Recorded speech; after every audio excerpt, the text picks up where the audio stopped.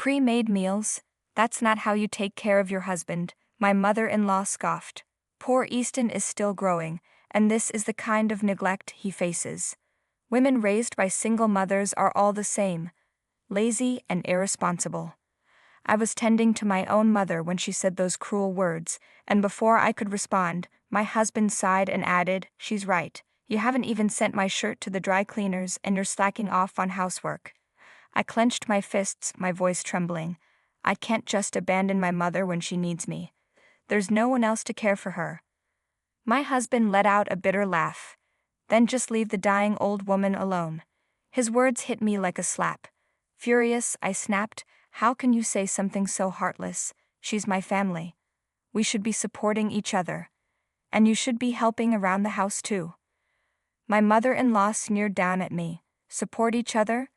As if we'd ever rely on a woman who grew up with a single mother. Her disdain was nothing new, but this time the anger in my chest burned hotter than ever. She had been ordering me around, looking down on my mother, and now she had crossed the line. I would never forgive them, neither my husband nor his mother. They would regret treating me like this. My name is Diane, and I'm 37 years old. I've been married to Miles, who is 3 years older than me, for 15 years. We both work at the same company. He's in sales at a trading firm. I lost my father at a young age and was raised by my mother alone. When Miles proposed, I was overjoyed at the thought of building a warm and loving family. My mother, who had worked tirelessly to raise me, was happy for me too. Soon after, we had our son Easton. Easton is in his second year of junior high school now. But if you asked if our home was a happy one, the answer would be no. I have a constant growing worry. One evening after finishing work, I got a call from my mother-in-law.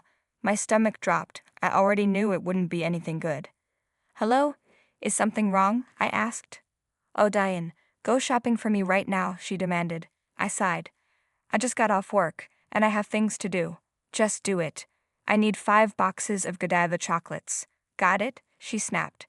"Huh? Wait, mother-in-law," but the call had already ended. I exhaled heavily. This wasn't new. She constantly ordered me around, and if I didn't do exactly as she wanted, she would bombard me with sarcastic remarks. With no other choice, I stopped by the store, bought the chocolates, and headed to her house. She barely acknowledged me as she rummaged through the shopping bag. Then, she wrinkled her nose in disdain. "This isn't what I asked for. I wanted the seasonal set." I frowned. "You said 5 boxes of Godiva chocolates, and that's exactly what I got." "Are you deaf?" "I clearly said the seasonal set," she snapped. "I'm not paying for this." I tightened my grip on the bag. "That's not fair. You owe me $30. She gasped, feigning shock. "Oh my, how greedy. That's what happens to people raised by single mothers, isn't it? Always money hungry, right, dear?" she called out to my father-in-law. He barely looked up from his newspaper, offering a non-committal "oh." I bit my lip to hold back my frustration. My in-laws were well off. My father-in-law ran his own business, and my mother-in-law had never worked a day in her life. Yet they constantly made me run errands and then treated me like this. Blinking back angry tears, I muttered, "Excuse me," and left. As I walked away, I could hear her happily munching on yokan. I didn't have time to dwell on my anger. I needed to get to the hospital. When I entered my mother's hospital room, I saw Easton sitting by her side in his school uniform. "You came. How are you feeling, Mom?" I asked, trying to sound cheerful. Both my mother and Easton greeted me with warm smiles. "Good job today, Mom," Easton said. "Thank you for coming, Diane. You've worked hard," my mother added gently. She had suffered a mild stroke and had been hospitalized for a while. She was a kind, hard-working woman who had raised me alone after my father passed away. She looked at me with concern. "Diane, are you doing okay? How's everything with Miles?" I forced a smile. "I'm fine, Mom. Don't worry." I couldn't tell her the truth, not when she had already been through so much. I refused to burden her with my problems. After spending some time with her and helping her change, Easton and I left the hospital together. On the drive home, he talked about school, his friends, and his day. He was going through puberty and could be a bit moody, but he was still a good kid. "Easton, thank you for always visiting Grandma," I said. He shrugged. "I like Grandma, she's nice. Unlike." He stopped himself. I knew what he wanted to say. unlike my in-laws. When we got home, Miles was already there, lounging on the couch and watching TV. "I'm home. Sorry I took so long," I greeted him. He didn't even look at me. "Where's my dinner?" I sighed. "It's in the fridge, wrapped up. I told you this morning." He scowled. "I'm not eating leftovers. Make something fresh." "I just got back from the hospital," I tried to explain. "Stop making excuses and just do it," he snapped. I swallowed back my frustration and went to the kitchen. No matter how exhausted I was, I kept going, because my mother and Easton needed me.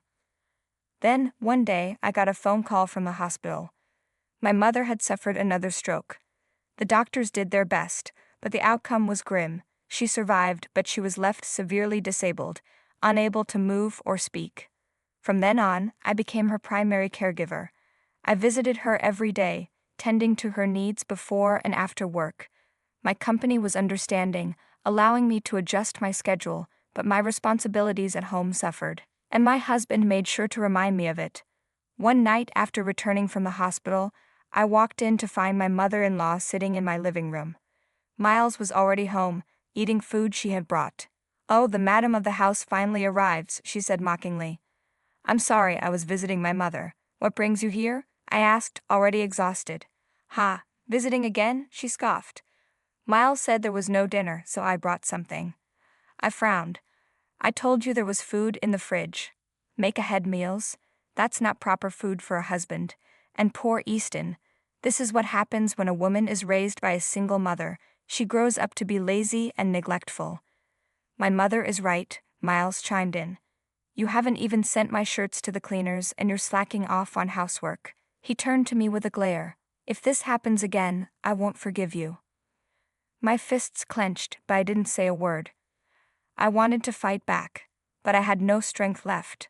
Thinking of my mother and Easton, I refused to burden my mother with worries in her final days. For Easton's sake, I held back my anger and endured my husband and mother-in-law's cruelty. I convinced myself that divorce wasn't an option, but just a week later, my mother suffered another stroke. Despite all efforts, we couldn't save her. She passed away, leaving a gaping hole in my heart. Easton and I clung to her, sobbing together. The woman who had always put me and Easton first, who had worked tirelessly to give me a better life, was gone. Waves of memories overwhelmed me, and the grief felt unbearable, but I had no time to collapse. As the chief mourner, I organized a small yet heartfelt funeral. Many of my mother's colleagues came to pay their respects, which reassured me that she had been surrounded by good people. However, as the ceremony neared its end, I noticed something strange. My husband looked uninterested, as if he were waiting for it to be over. Frowning, I approached him. "Your parents aren't here. Didn't you tell them?" I asked. "Oh, I told them, but they said they wouldn't come," he replied casually. "What? Why?" "There's no reason for them to attend a stranger's funeral," he said, laughing as if it were the most natural thing in the world. Then, as if it were an afterthought, he added, "By the way, is it true that you inherited $1.5 million? I heard from some relatives." I felt my blood boil. My mother had left behind my father's inheritance, untouched, to ensure I never struggled financially. Even after taxes, the amount exceeded $1.5 million, and yet my husband, who never once cared about my mother, who ridiculed her even after her passing, had the audacity to bring up money right after her funeral. I clenched my fists. Enough was enough. As anger simmered inside me, I suddenly felt a gentle touch on my shoulder. I turned to see Easton standing beside me, his eyes filled with quiet determination. "Mom," he whispered, "you don't have to keep suffering. Let's leave. Let's run away together." His words shattered the last of my hesitation. I had stayed in this toxic marriage thinking it was for Easton's sake, but he had seen everything, how much I suffered, how much I endured, and he didn't want that for me. Overcome with emotion, I hugged him tightly. "Thank you, Easton," I whispered. That same day we left. I took my son and moved into the house my mother had lived in, cutting off all contact with my husband and in-laws. Calls came flooding in, but I ignored every single one. 3 months passed peacefully. After my mother's memorial service, I was enjoying a quiet afternoon with Easton when the doorbell rang. I peered outside and saw my husband standing there, the first time I had seen him since the funeral.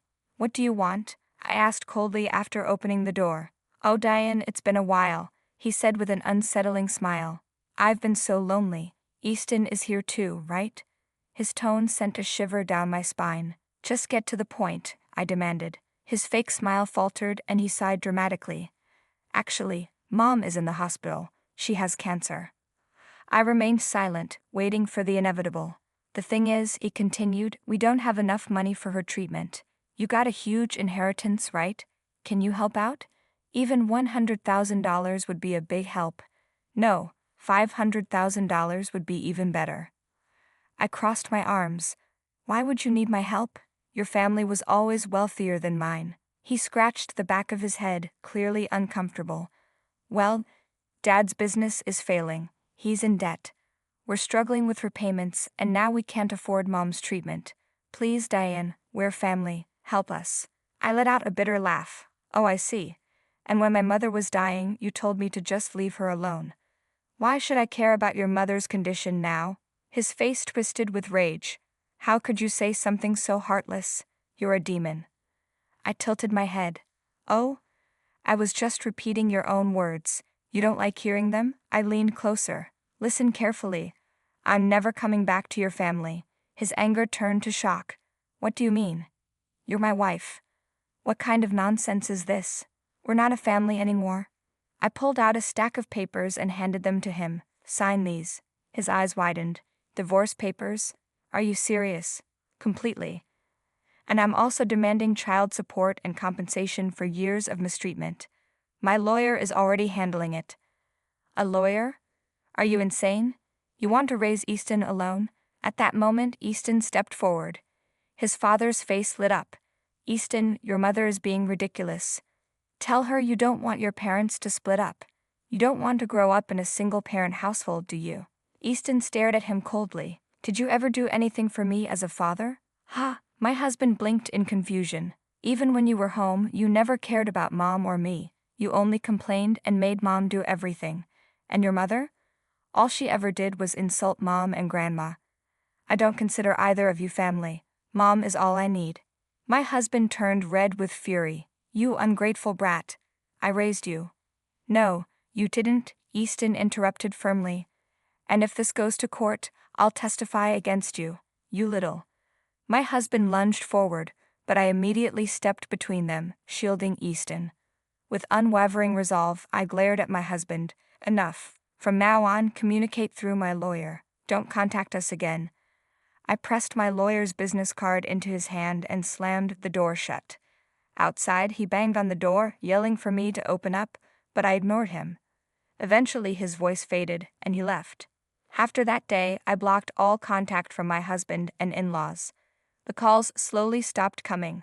3 months later, I heard through acquaintances that my husband had borrowed money from relatives to cover his mother's treatment. She recovered, but now the whole family was drowning in debt. Meanwhile, Easton and I moved to a new apartment, selling our old house to ensure my in-laws never found us again. From that moment on, I was free. And my new purpose in life was clear: to make Easton happy, just as my mother had done for me. Thanks for watching. See you in the next video. Stay tuned.